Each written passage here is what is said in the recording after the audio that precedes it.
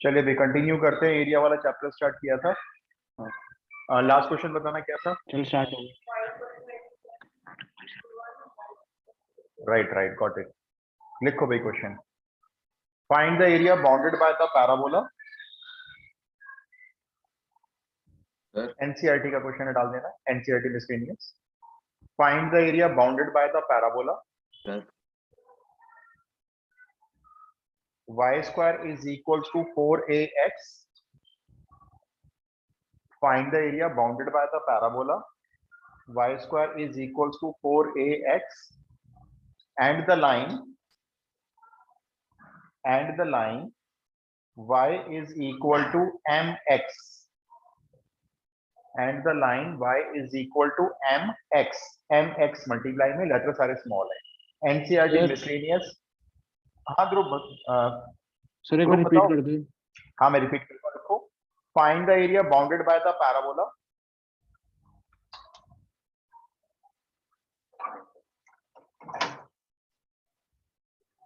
Find the area bounded by the parabola. Y square is equals to 4ax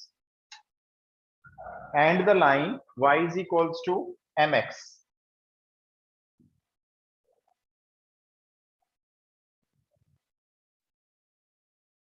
And the line y is equals to mx.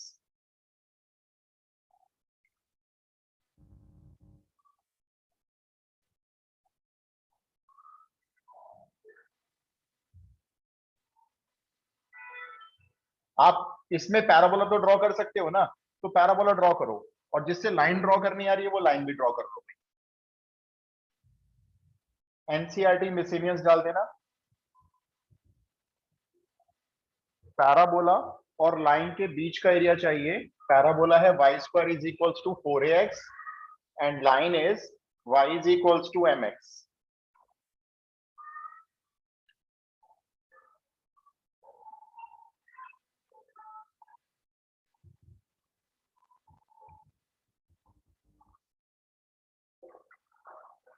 Line draw की।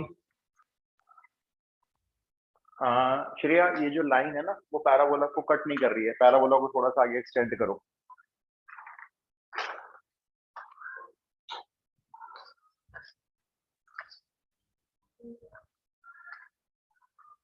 Line draw नहीं हुई। मैं आपको ना एक line draw करना सिखा रहा हूँ, देखो जरा आप सीख लो। इस फॉर्म में अगर कोई लाइन नजर आती है y इक्वल टू mx, इसमें m आपका पॉजिटिव है, ठीक है। ये लाइन ओरिजिन को सेटिस्फाई करती है। समझते हो ओरिजिन को सेटिस्फाई करने का मतलब? ओरिजिन से ये लाइन पास होती है। जब आप इसका स्केच बनाएंगे तो देखो मान लो m के प्लेस पर मैं 1 ले लेता हूं, मैं m के प्लेस पर 2x ले लेता हूं, मैं m के प्लेस पर 1/√3x ले लेता हूं।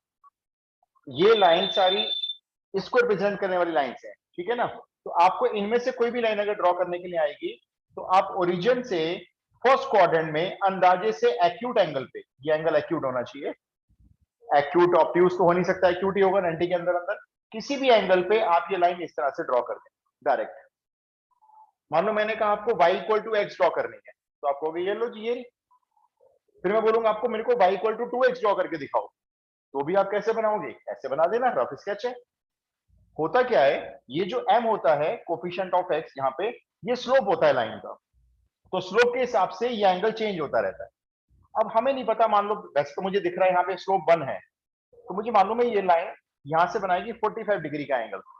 लेकिन अगर स्लोप 2 है तो फिर मुझे नहीं पता कितना एंगल बनेगा, होगा कुछ एंगल। तो हमें सिर्फ लाइन को ऐसे ड्रॉ करना होगा। आने वाले केसेस में इस बात को ध्यान रखें। तो जब भी line y equal to mx form में आती है, या y इक्वल टू mx ही आ गई अब तो सीधा ओरिजिन से फर्स्ट और थर्ड क्वाड्रेंट में। और अगर यहाँ पे -x हो जाए, जैसे y equal to -x, y is equal to -2x, तो लाइन ऐसे ले जाएंगे, सेकंड और फोर्थ क्वाड्रेंट में ले जाएंगे, राइट। अब इस क्वेश्चन की बात करते हैं। इस क्वेश्चन में एक तो आपका सीधा सीधा पैराबोला है, जो फर्स्ट वाला पैराबोला हो गया, ठीक है, वो तो ड्रॉ कर लिया होगा ना, फर्स्ट वाला पैराबोला। ये आपका पैराबोला हो गया। y इक्वल टू mx आपकी लाइन ऐसे चलेगी। हो सकता है आपकी लाइन पैराबोला को कट ना कर रही हो, जैसे मेरी भी कट नहीं कर रही। ये ओरिजिन है, ये x एक्सिस है, ये y एक्सिस है। तो आपका वैसे एरिया बाउंड अभी नहीं हो रहा है। आप देख रहे हो कि ये पैराबोला को लाइन कट नहीं कर रही है। इसका मतलब क्या है, पैराबोला को ऊपर ऐसे क्या करूं? अच्छा, तो मच्छर उड़ा रहे हो? मुझे मच्छर दिखाई नहीं जाएगा, क्या हो गया? ये जो लाइन है ये पैराबोला को जरूर कट करेगी। पैराबोला को हो सकता है आपको पेन से अपना आगे बढ़ाना पड़े। अब पैराबोला का कुछ एरिया इस लाइन ने बाउंड किया। कौन सा बाउंड किया? ये जो मैंने शेड कर दिया, ये तो बाउंड हो रहा है, और तो कोई एरिया बाउंड हो नहीं रहा। पैराबोला का ये एरिया इनफाइनाइट जा रहा है, ये इनफाइनाइट जा रहा है, पैराबोला का लाइन ने इतना एरिया बाउंड कर। इतना क्लियर है? अगर ये 4 मार्क्स का क्वेश्चन है तो आपको 1 मार्क इसका मिल जाएगा। अब सुनो क्या करना है, ये पता लगाओ लाइन पैराबोला को कहां कहां कट कर रही है। एक तो ओरिजिन पे, यहां पे, और एक ऊपर वहां पे। तो ओरिजिन तो एक्स एक्सिस पे ही है, चलो, लेकिन वो जो ऊपर वाला पॉइंट है ना, वहां से नीचे एक परपेंडिकुलर ड्रॉ करो। कौन सी एक्सिस के ऊपर ड्रॉ किया परपेंडिकुलर हमने? एक्स एक्सिस पे। इस पॉइंट का नाम पी रख लो। अब आपको पहले तो ये पी पॉइंट के कोऑर्डिनेट्स निकालने, वो भी एक्स कोऑर्डिनेट। उसके लिए क्या करेंगे आप, ये जो पैराबोला की इक्वेशन है y square equal to 4ax and y equal to mx, इन दोनों को सॉल्व करें। सॉल्व भी कैसे करना है, आपको x की वैल्यू चाहिए, ध्यान रखो y नहीं चाहिए हमें। तो ये जो y की वैल्यू mx है, जरा इसे यहां पुट करके मुझे x निकाल के दिखाओ। इसके मार्क्स मिलेंगे, फ्री में नहीं है ये।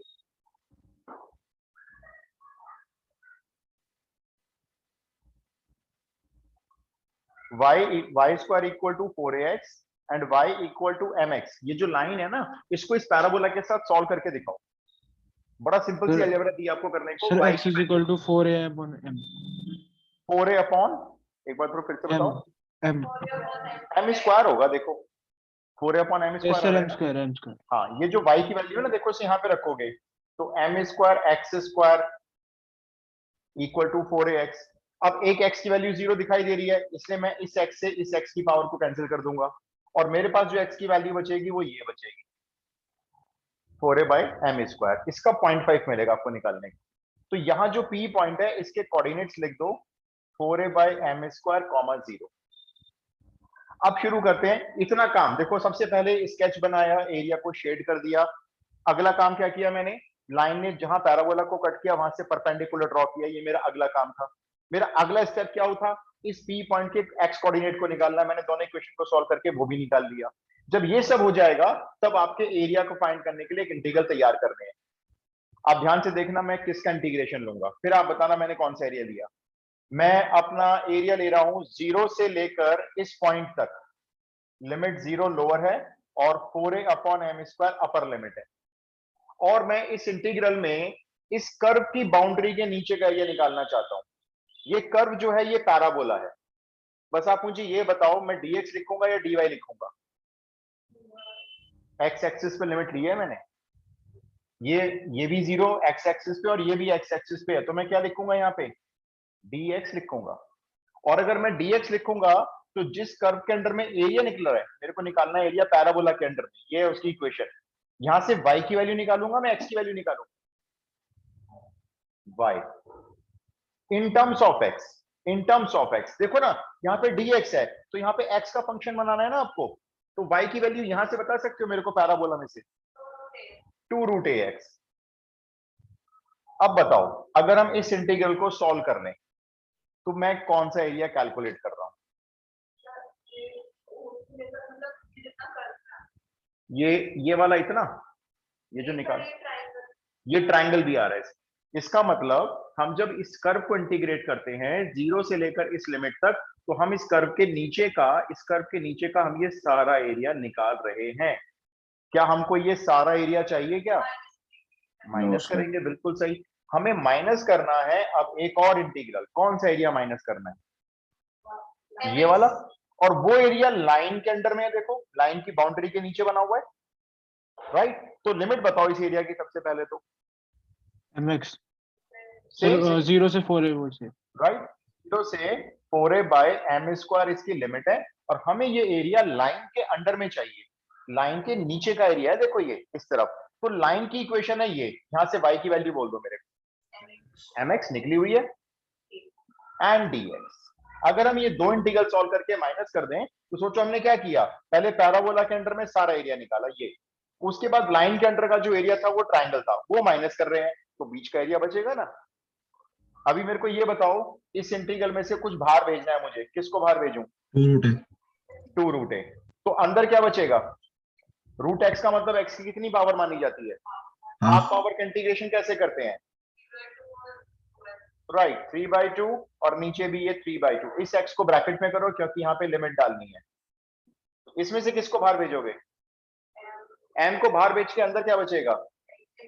एक्स का इंटीग्रेशन कर लेते हैं, करेक्ट, x² 2 और 0 से 4a/m², इसकी भी लोअर अपर लिमिट सेम है।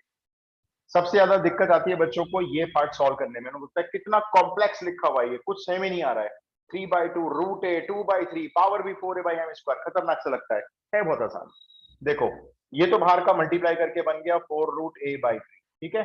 अब आप देखो ध्यान से, हम x के प्लेस पर अपर लिमिट पुट करेंगे, तो x के प्लेस पर आया 4a/m², यहाँ आया होल पावर 3/2।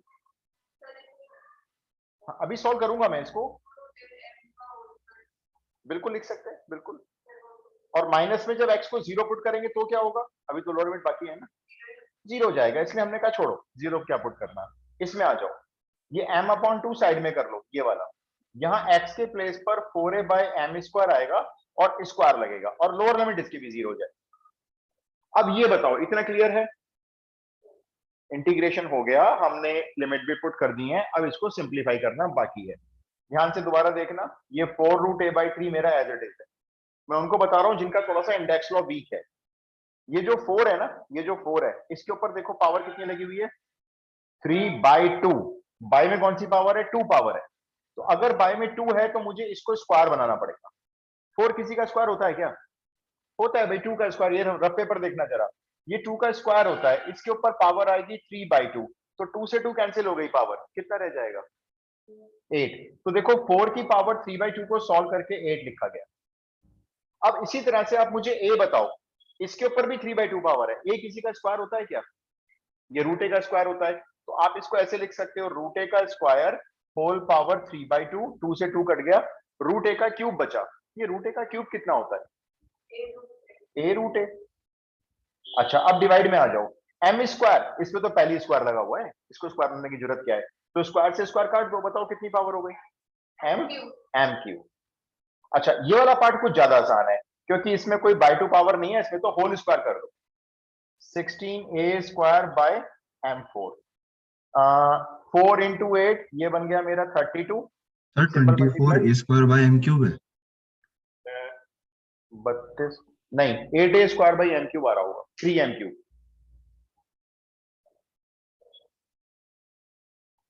अब तो इसको फर्दर सॉल्व कर लो, कुछ बचा नहीं है। बच्चे ना इसी बेसिक अलजेब्रा में मैंने देखा बहुत सारे बच्चे फंसे हुए होते हैं, मतलब आंसर मैच ही नहीं कर पाते, क्योंकि देखो बहुत सिंपल है ये। 4 × 8 आपका 32 हो गया। अच्छा, ये √a × √a हो जाएगा, और a के पहले से है, तो ये हो गया 32a²/3m³। इसमें आ जाओ, इसमें 2 ने 16 को काट के 8 बना दिया, नीचे m ने m4 को काट के नीचे m³ बना दिया, ये हो गया 8a²/m³। हाँ सर, आ गया 8a² 3m³ है। बिल्कुल, क्योंकि इसका एलसीएम क्या आएगा? 3m³ आएगा एलसीएम, तो ये 3m³ से 3m³ कैंसिल, ये तो आ गया 32a²। यहाँ m³ से m³ कैंसिल, 3 × 8 24a², तो 32 में से 24 के माइनस कर लो भाई, 8a²/3m³। ये आपका full and final answer.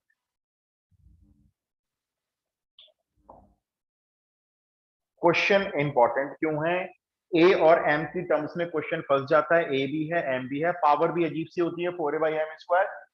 80 to 85% बच्चे इस पावर को सॉल्व नहीं कर पाते, आंसर को गलत निकालते हैं, इसलिए इस क्वेश्चन को एनसीईआरटी ने इंपॉर्टेंट कैटेगरी में रखा हुआ है।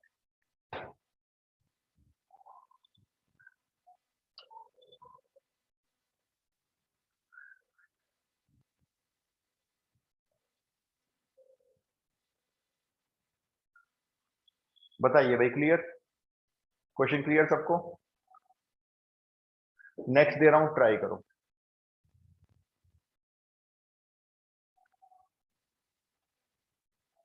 सबका हो गया इधर? बताओ भाई, मैं नेक्स्ट क्वेश्चन दे दूं? Yes sir. Okay, yes next sir. Question भी, हाँ ओके, नेक्स्ट क्वेश्चन भी एनसीईआरटी मिसलेनियस का है। आज मैं एनसीईआरटी गाना भूल गया हूँ, कोई बात नहीं, आगे से दे देता हूँ। उस क्वेश्चन का भी ना बच्चे आंसर गलत निकालते हैं, इनफैक्ट एरिया भी गलत शेड करते हैं। जिससे पूछो बहुत कम बच्चे कहते हैं कि ये वाला एरिया, जबकि वो गलत होता है। मैं ढूंढ रहा हूँ, रुको आड़ी में, जब तक आप दूसरा लिख लो। फाइंड द एरिया, नहीं एनसीईआरटी का नहीं, वो ढूंढ रहा हूँ जब तक आप दूसरा लिख लो ना। Find the area enclosed by the parabola. Find the area enclosed by the parabola. X square is equal to y. X square is equal to y. ये कौन सा पैराबोला है वैसे? सेकंड वाला, ऊपर की तरफ बनेगा, है ना? आगे लिखो, x square is equal to y and the line y is equals to x plus 2 and the line y is equals to x plus 2. तो पैराबोला तो है x square is equals to y और line है y is equals to x plus 2. चलो आप सिर्फ figure बनाओ और मुझे एरिया शेड करके बताओ कौन से एरिया निकालने जा रहे हो। देखते हैं लाइन पैराबोला के कितने एरिया को बाउंड करेगी।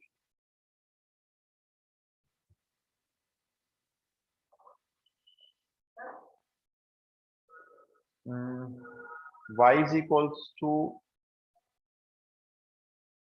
हाँ ठीक है, फिगर आपकी बिल्कुल ठीक बनी है।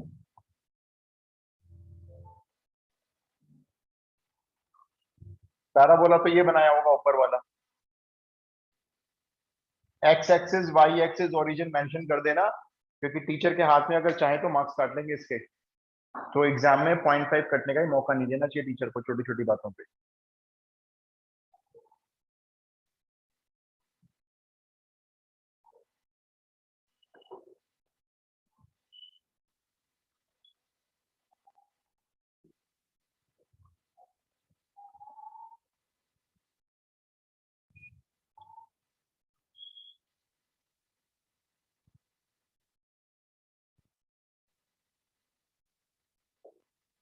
लाइन कैसे ड्रॉ कर रहे हो? ये तो पैराबोला तो हो गया। सर लाइन फर्स्ट क्वाड्रेंट में आएगी सर।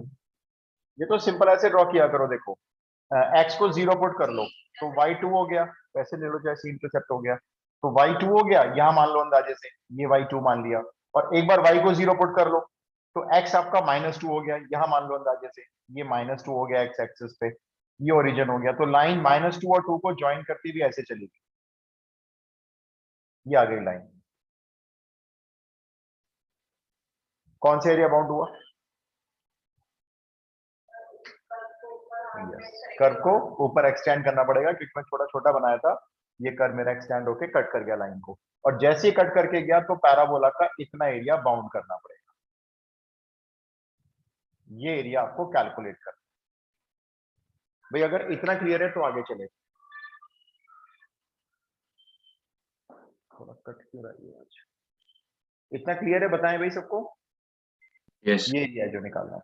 अभी बताओ अगला स्टेप क्या है जो तुरंत अगला होना है, इंस्टेंट इसके बाद जो करेंगे हम। परफेक्ट। ये देखेंगे लाइन पैराबोला को कहां कहां कट कर रही है जी, दो जगह पे कट कर रही है, एक यहां पर और एक यहां पर। दोनों जगह से दो परपेंडिकुलर नीचे ड्रॉप कर दो एक्स एक्सिस पे, एक इधर और एक वहां से नीचे। इन पॉइंट्स के कुछ नाम रख सकते हो, let's say P and Q। अब आपको ये P और Q पॉइंट के एक्स कोऑर्डिनेट निकाल के दिखाने हैं मुझे, फटाफट से निकाल के दिखाओ। पैराबोला और लाइन की इक्वेशन को सॉल्व करो। फेयर में ध्यान रखें, मेरे को एक्स कोऑर्डिनेट बताने हैं तो y को एलिमिनेट करना, टाइम वेस्ट मत करना। दोनों इक्वेशंस को सॉल्व करके आप मुझे एक्स कोऑर्डिनेट बताएं। मेरे ख्याल से क्वाड्रेटिक इक्वेशन बननी चाहिए, स्प्लिटिंग द मिडिल टर्म लगा लेना।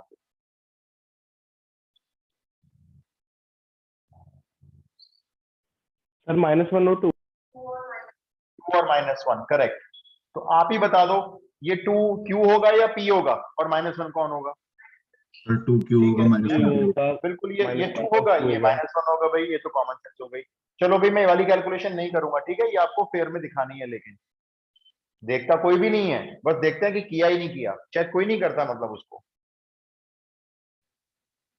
मोटा मोटा क्या चेक करते हैं बोर्ड में, आपके फिगर चेक कर लेते हैं भाई, इसमें जो आपने फिगर ड्रॉ कर रखी है वो सही बनी है नहीं बनी है। उसके बाद आपका इंटरसेक्शन पॉइंट चेक कर लेते हैं, निकाल के दिखाया है नहीं दिखाया है। उसके बाद आपका इंटीग्रल चेक करेंगे, जरूर वो जरूर चेक करते हैं कि इंटीग्रल जो आप बना रहे हो वो सही है या नहीं है। उसके बाद सीधा आंसर चेक करते हैं।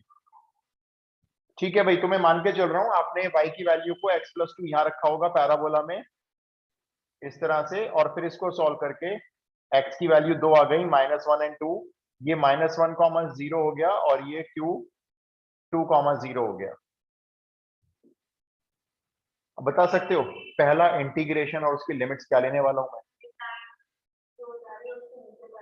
लाइन के नीचे का एरिया निकालना चाहते हो, फिर सारा निकलेगा, देखो ये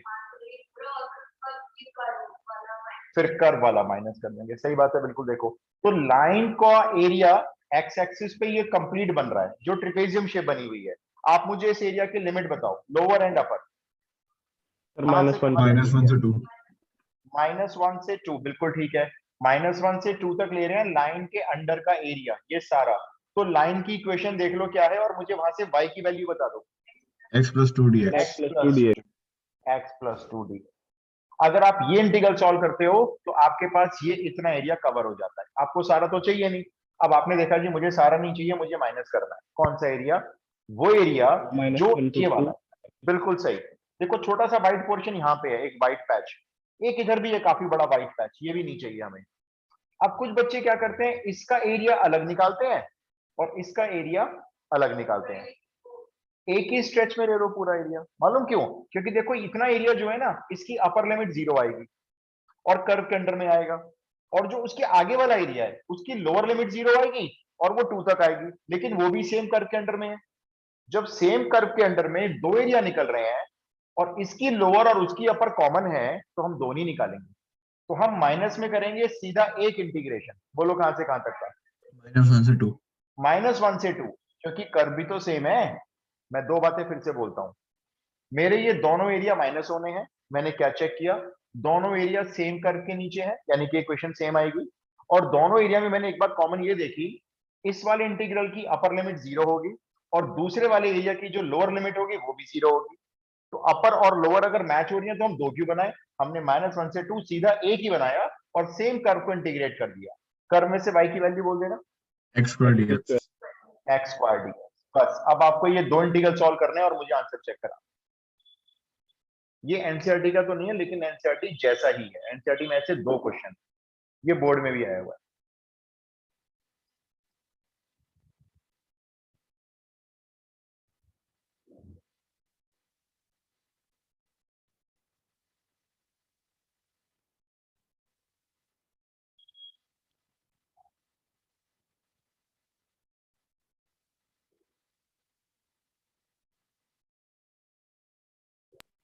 सर 9/2 स्क्वायर यूनिट्स।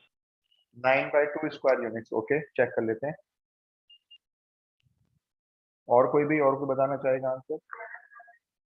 नहीं भाई, शेयर चेक करो। 9/2 correct answer, well done. 9/2 square units. देखो इंटीग्रेशन ध्यान से करो, क्योंकि आप इसको एग्जाम में क्रॉस चेक नहीं कर पाओगे। ये वाला फिर भी क्रॉस चेक करवा दूंगा मैं आपको ट्रिपेजियम के एरिया के फॉर्मूले से, कि आपका ठीक ना नहीं निकला है, लेकिन मैं ये एरिया चेक नहीं करा सकता आपको। तो इसलिए इंटीग्रेशन को बहुत ध्यान से सॉल्व करो, बहुत सिंपल इंटीग्रेशन है। अच्छा इसका इंटीग्रेशन कैसे कर रहे हो जरा इसका मुझे पहले बताओ। बस इसको अवॉइड करो, ये नहीं करना। मैंने हमेशा आपको बोला है इसको अवॉइड किया करो, दोनों का अलग अलग मत किया करो। हाँ ये आसान होता है हमेशा। देखो ऐसे x+2 का होल स्क्वायर अपॉन 2। मैं ये नहीं कह रहा जो आप कह रहे हो वो गलत है, लेकिन डिफिकल्ट आप ही को पढ़ना है। फिर इसमें लिमिट पुट करना आसान होता है। देखो इसमें पुट करें, यहाँ पे 2 पुट करते हैं तो 2 + 2 4 हो गया, 4 का स्क्वायर 16 हो गया, 16 अपॉन 2 8 हो गया। फिर माइनस, अब यहाँ पे -1 रखा तो 2 में से 1 गया, 1 बचा, 1 का स्क्वायर 1 हो गया, ये 1/2। ये पहले इंटीग्रल की वैल्यू है। और दूसरे इंटीग्रल की वैल्यू ये लो, वो तो सिंपल x² है, उसमें कोई दिक्कत ही नहीं है, उसका तो x³ है। तो पहले यहाँ पे हमने 2 रखा तो 2 का क्यूब 8/3 हो गया, यहाँ पे 8 रख दिया, माइनस लगाया। अभी हमने -1 लिया तो -1 का क्यूब फिर -1 हो गया, इसको +1 कर लो, सॉल्व करो। 8 2 जा 16, 16 में से 1 गए, ये आया 15/2, और ये 8/3 1/3 9/3 का 3 आ गया। अब ये एलसीएम ले लो, 2 3 जा 6, 15 में से 6 गए, आंसर हो गया 9/3। सिंपल कैलकुलेशन, एकदम सिंपल।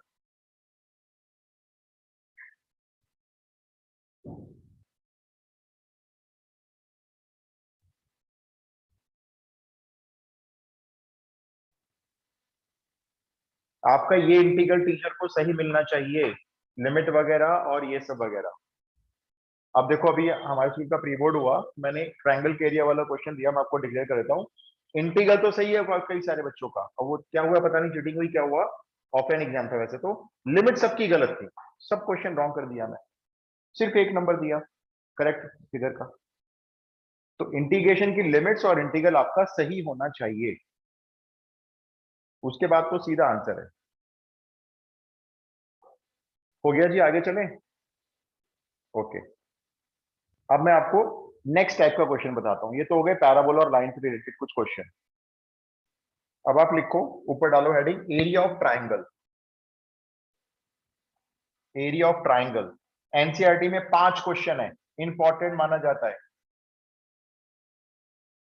एरिया ऑफ ट्राइंगल 5 नहीं, एक मिनट, 1 2 3 4 5, 5 ही है, सॉरी 5 है एनसीईआरटी में। सर हमारे एक- सिलेबस में एरिया अंडर ग्राफ ही है सर। 2 कर्व के बीच का एरिया नहीं है, मैं आपको बताता हूं। 2 सर्कल नहीं है, 2 पैराबोला नहीं है, सर्कल और पैराबोला नहीं है, बाकी सब है। ट्राइंगल भी है, और आपका जो पैराबोला लाइन कर रहे हैं वो भी है, सिंगल सर्कल भी है, सर्कल के साथ लाइन भी है। लेकिन मैं सारा करवाऊंगा, मैं 2 सर्कल भी करा दूंगा आपको, कुछ दिक्कत नहीं है, कर लो, 6 महीने में क्या जाता है। बहुत लंबा शॉट, पहले वो करा रहा हूँ जो बोर्ड का है, फिर वो करा दूंगा जो एक्स्ट्रा है थोड़ा सा। अब एरिया ऑफ ट्राइंगल में 2 टाइप के क्वेश्चन आते हैं, सीधा क्वेश्चन लिखो। पहली type, find the area of the triangle, find the area of the triangle whose vertices are, A coordinates है -1, 2, B coordinates 5, 4, C coordinates, sorry 5, 4 नहीं है, 1, 5 है, सॉरी वो 2 क्वेश्चन ऊपर नीचे मर्ज हो गए। 1, 5 एंड C कोऑर्डिनेट 3, 4, और फिर कॉमा करके लिखना है using integration.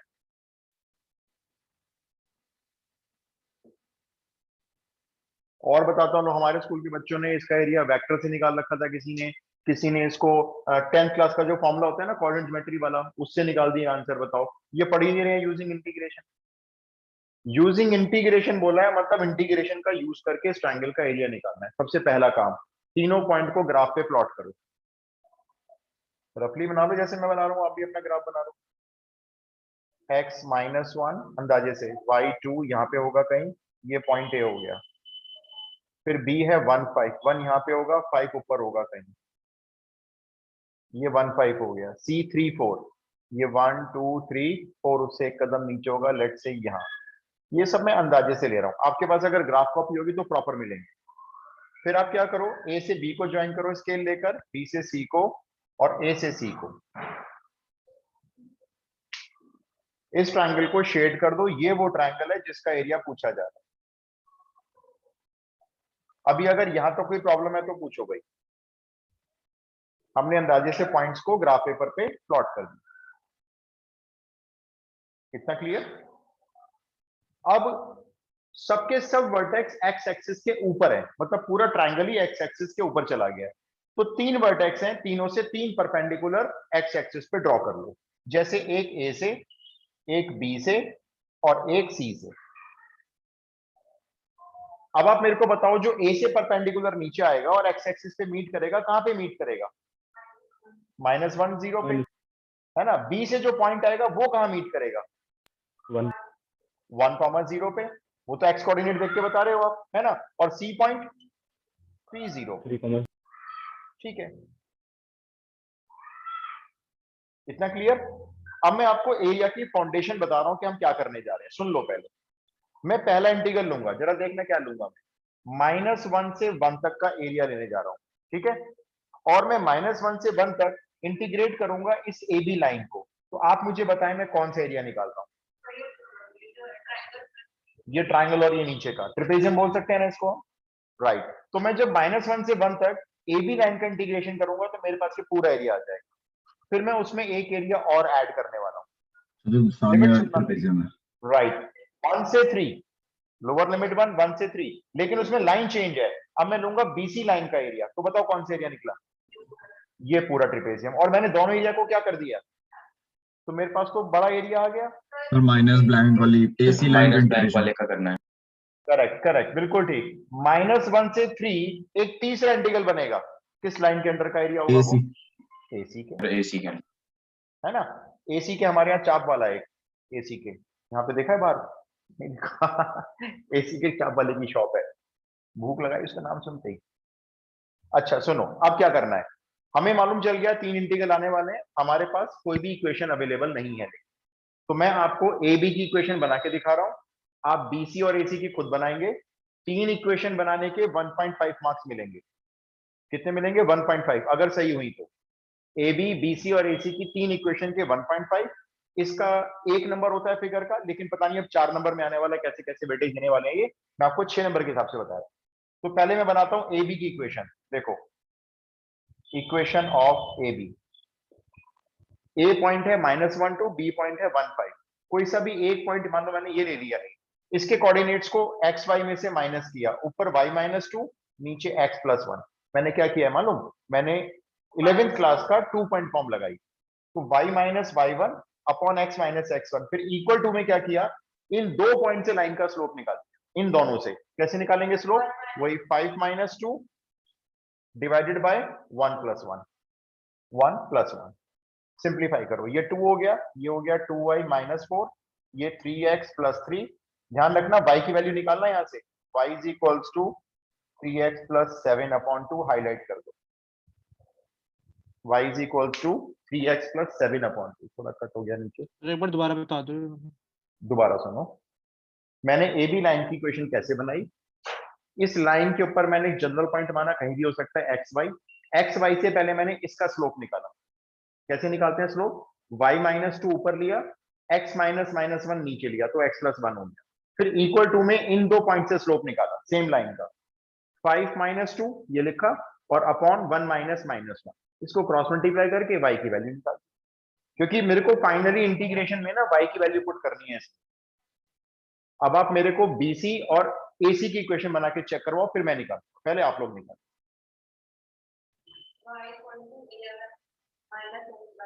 y = 11 - x/2। Okay, equation गलत नहीं बननी चाहिए, किसी की भी यूनिक होती हैं, सबकी सेम बनेगी।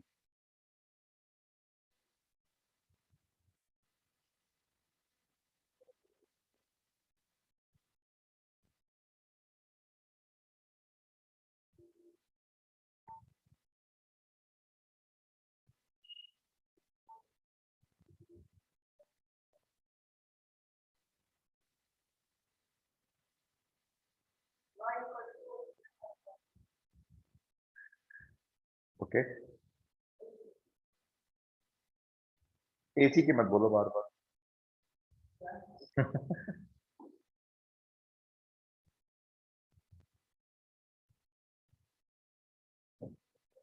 हाँ जी, बन गई इक्वेशंस। एक बार मेरे को BC की इक्वेशन एक बार क्लिक करना श्रेया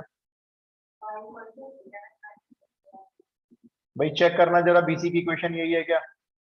कोई बच्चा एक वेरीफाई करवा दो इसको, यही आ रही है।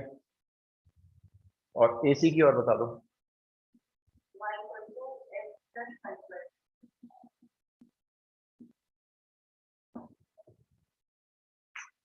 बोर्ड कॉपी में सिर्फ और सिर्फ इक्वेशन देखी जाती है, कैसे बनाई क्या किया कोई नहीं देखता। तो आपकी इक्वेशंस, ये y की वैल्यूज मैच होनी जरूरी है, तीनों तीनों बाई 2 में आएंगे। भाई मेरे को यस और नो बताओ, ये इक्वेशंस मैच हो रही हैं? Yes sir. अगर किसी की मिसमैच है तो बताओ, अभी मैं सॉल्व करके दिखाऊंगा। अगर नहीं है मिसमैच तो एक मैं बार आगे। बीसी की सॉल्व करवा दो। BC की देखो शोभित, हाँ हम वैसे BC की इक्वेशन बना रहे हैं, ठीक है। तो पहले मैंने y में से 5 माइनस कर लिया, और नीचे x में से 1 माइनस कर लिया, फिर इक्वल टू में इन दोनों का स्लोप ले लिया। तो 5 में से 4 माइनस किया 1, और 1 में से 3 माइनस किया -2। अब कर दिया क्रॉस मल्टीप्लाई, x - 1 = -2y + 10। ये 2y इधर आके प्लस हो गए, ये x और 1 उधर जाके साइन चेंज करेंगे तो 11 - x हो गए। तो y की वैल्यू आई 11 - x/2। यस सर, हो गया। ठीक है, ऐसी आप AC की निकाल लेना, उसमें ये वाली इक्वेशन बनानी। तो एक्स वाई में से ना इनमें से कोई सा भी एक पॉइंट माइनस कर लिया करो ऊपर, तो y minus y y coordinate, नीचे एक्स माइनस एक्स कोऑर्डिनेट, फिर इक्वल टू में दोनों से स्लोप निकाल लिया करो बस। चलो अब आगे की कहानी शुरू करते हैं। इक्वेशन मान लेता हूं मैं, आपने बना ली सबने। अब क्या करना है आपको, ये मैं रब कर रहा हूं, अपना बना लेना भाई इक्वेशंस। इक्वेशन गलत बनी, आगे टीचर क्वेश्चन चेक नहीं करेंगे, उनको पता है कि एरिया गलत निकलने वाला है, कुछ फायदा नहीं चेक करने का, वो टाइम वेस्ट कभी नहीं करते बोर्ड कॉपीज में। एरिया, अब आप मेरे को पहला इंटीग्रेशन बोलो, लोअर लिमिट अपर लिमिट से, -1 से 1, ठीक। किसके अंडर में एरिया ले रहे हो, पहला एरिया ए बी के अंडर में, बी राइट। तो ए बी से देखो y की वैल्यू निकाल के रखी हुई है, 3x + 7 अपॉन 2 को सीधा बाहर। चलो प्लस दूसरा एरिया बोलो, लोअर एंड अपर लिमिट, 1 से 3, 11 -x/2 को बाहर निकलो, बाई 2 बाहर ले आते आएगा, बेकार है अंदर। अब इन दोनों को प्लस करके इसमें से एक एरिया माइनस होने की बात हुई थी भाई, माइनस बोलो कहां से कहां तक का एरिया, -1 से 3, x + 5/2 बाहर। अब एक बात और सुन लो, आगे आपने करना है, ध्यान से करना, मुझे आंसर वन टाइम में मैच करवाना। इसका जब इंटीग्रेशन करना है ध्यान रखो, अलग अलग मत किया करो, एक साथ किया करो, छोटा पड़ता है। देखो /2 बाहर, ये आएगा 3x + 7 का होल स्क्वायर अपॉन 6। कोई बता सकता है 6 क्यों हो गया, होता तो 2 3 था, से मल्टीप्लाई हो राइट। आपने इसको अपने मन में x मान लिया क्योंकि लीनियर इक्वेशन है, आपने x का इंटीग्रेशन कर दिया, x² अपॉन 2। ये 6 क्यों बन गया, क्योंकि जिसको आपने x माना उसमें x का कोफिशिएंट था 3, तो वो भी डिवाइड में रखना है, भूल मत जाना इस बात को। यहाँ पे बताओगे क्या रखोगे डिवाइड में, -2 रखना। वैसे तो 2 आएगा लेकिन x का कोफिशिएंट माइनस होगा। मैं सिर्फ इतना कर रहा हूं, आगे के दो आप करना, मैं इसको पूरा सॉल्व कर देता हूं। ये मेरा 6 2 जा 12 बाहर चला गया, और मेरी लिमिट आएगी पहले 1, 3 + 7 10, 10 का स्क्वायर 100, 100 अपॉन 6, फिर माइनस, फिर लोअर लिमिट आएगी -1, 7 - 3 4, 4 का स्क्वायर 16 अपॉन 6। तो मेरा पहला एरिया बना 1/12 इंटू 100 में से 16 गए, 84 अपॉन 6, 12 7 84। मेरा पहला एरिया 7/6 बना है भाई,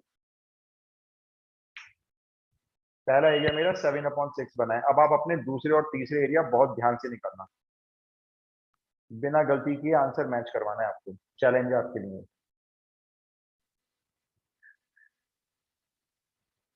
और नहीं तो ऐसे करो, एक एक पेज पे एक इंटीग्रेशन सॉल्व कर लो, बोर्ड की फीस देते हो, कोई दिक्कत नहीं है, कॉपी जितनी मर्जी मांग सकते हो आप। तो आप एक पेज पे एक इंटीग्रल, एक हो गया, फिर दूसरे पेज पे दूसरा, तीसरे पेज पे तीसरा, खुले में करो, चौड़े में होकर एकदम, गलती नहीं होती उससे।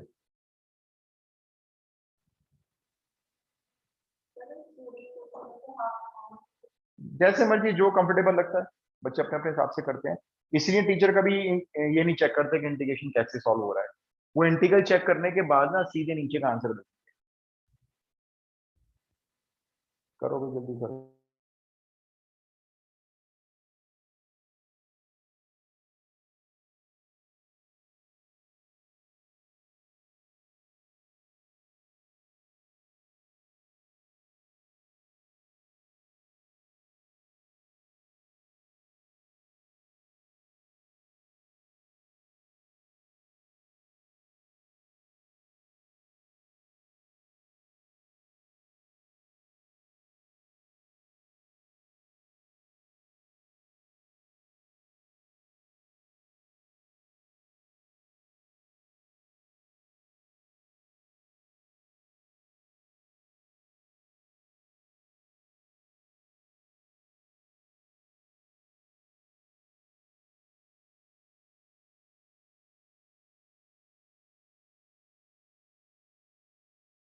सर 4।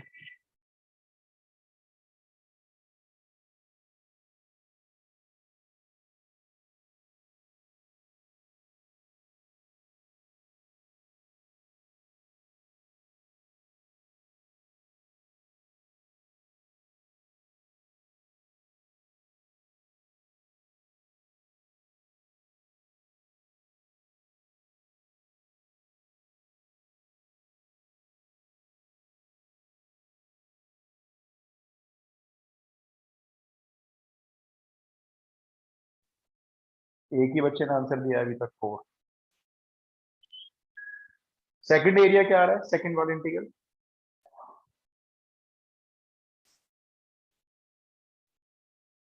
फोर नहीं आ रहा। अरे नहीं करो ना, अभी करना हो जाएगा तो एग्जाम में भी हो जाएगा। एरिया -1 कैसे हो सकता है? कोई भी एरिया माइनस में नहीं आ सकता।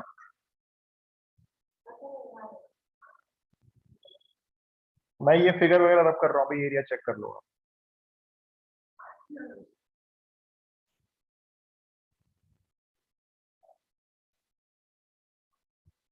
देख लो एक बार, इंटीग्रल की बात अगर है सॉल्व करने वाली तो दूसरा एरिया देखो, मेरा हाफ बाहर है 11 माइनस एक्स का होल स्क्वायर अपॉन -2 ब्रैकेट में, लोअर लिमिट है 1, अपर लिमिट है 3, तो 1/2, यहाँ पे 3 रखा, 11 में से 3 गए 8 बचे, 8 का स्क्वायर मेरा हो गया 64, ठीक है ना। 64 को मैंने -2 से डिवाइड कर दिया तो -32 बन गया, फिर लोअर लिमिट आ गई, माइनस आ गया, राइट।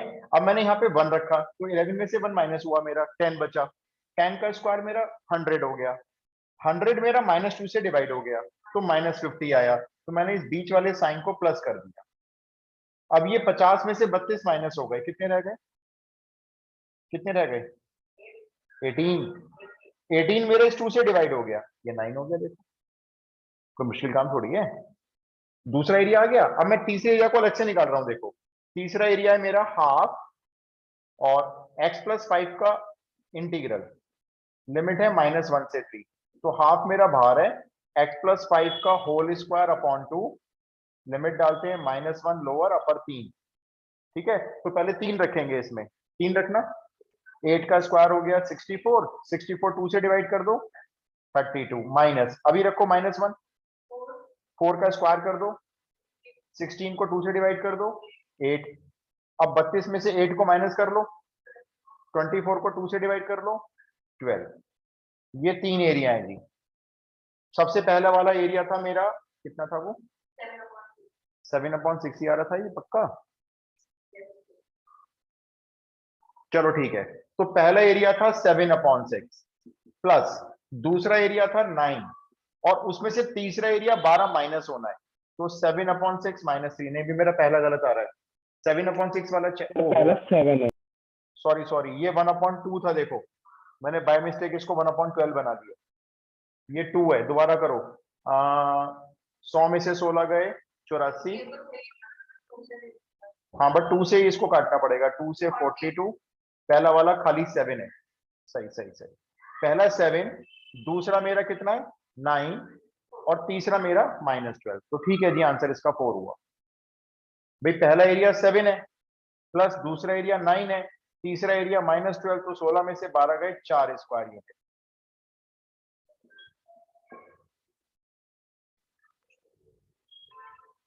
कोई प्रॉब्लम है तो पूछो भाई।